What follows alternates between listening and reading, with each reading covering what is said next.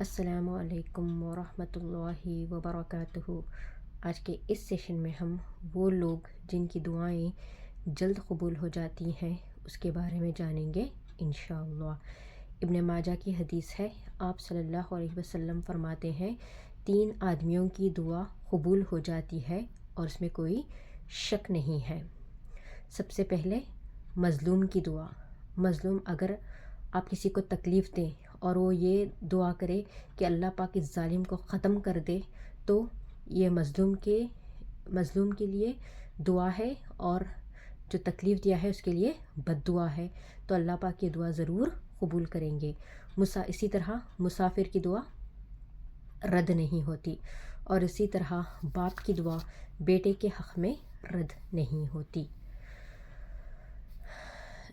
تو یہ 3 لوگ ہیں جن کی دعائیں ضرور قبول ہو جاتی ہیں۔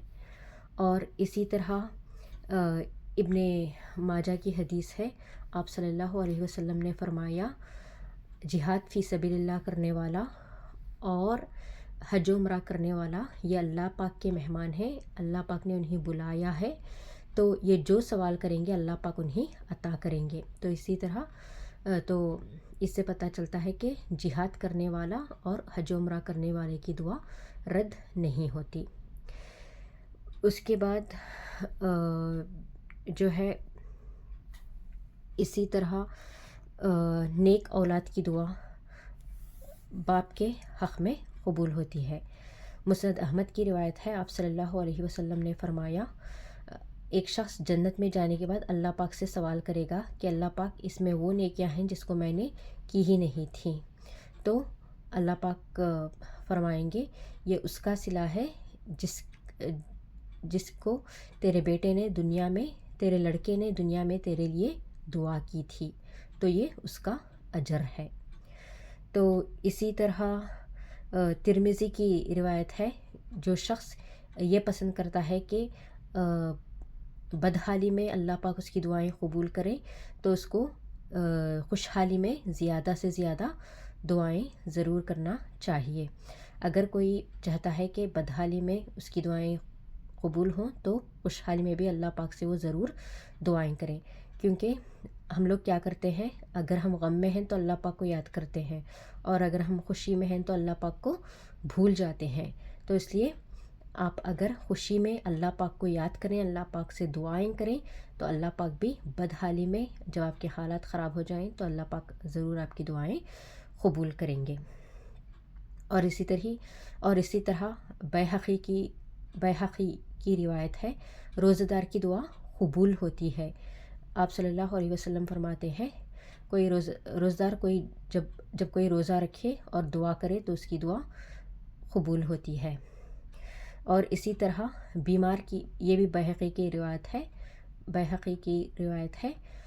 بیمار کی دعا قبول ہوتی ہے جب تک کہ وہ شفا یاب نہ ہو جائے۔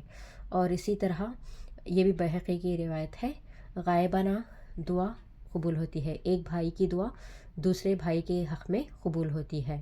اگر سامنے تو سب دعائیں دیتے ہیں، لیکن اگر کوئی پیچھے دعا کرے، دل سے اگر کوئی کسی بھائی کے لیے دعا کرے، اس کے نکاح کے لیے دعا کرے، اس کی کامیابی کے لیے دعا کرے، یا اس کے ترقی کے لیے دعا کریں، کچھ بھی اگر آپ اپنے بھائی کے پیچھے دعا کریں گے، اس کا مطلب سگا بھائی نہیں ہے۔ ایک مسلمان بھائی دوسرے مسلمان بھائی کو دعا کرے، یا ایک مسلمان بہن دوسری مسلمان بہن کو دعا کرے، تو اللہ پاک یہ غائبانہ دعا ضرور قبول کرتے ہیں، اور یہ دعا بہت جلد قبول ہوتی ہے۔ تو اس سے پتہ چلتا ہے کہ کن لوگوں کی دعائیں قبول ہوتی ہیں۔ ان شارٹ، مظلوم کی دعا قبول ہوتی ہے، مسافر کی دعا قبول ہوتی ہے، باپ کی دعا بیٹے کے حق میں قبول ہوتی ہے، غازی کی دعا قبول ہوتی ہے، حج و عمرہ کرنے والے کی دعا قبول ہوتی ہے، نیک اولاد کی دعا اپنے ماں باپ کے حق میں قبول ہوتی ہے، خوشحالی میں کی گئی دعا سے بدحالی میں جو دعائیں مانگی جاتی ہیں وہ بھی قبول ہوتی ہیں، روزدار کی دعا قبول ہوتی ہے، بیمار کی دعا قبول ہوتی ہے، اور اگر ہم کسی کے ایبسنس میں، کسی بھائی یا بہن کے ایبسنس میں کسی بھائی بہن کے لیے دعا کریں تو اللہ پاک ضرور قبول کرتے ہیں۔ اللہ پاک ہمیں صحیح قرآن و حدیث کی روشنی پر چلنا آسان کرے، آمین ثم آمین۔ اللہ حافظ۔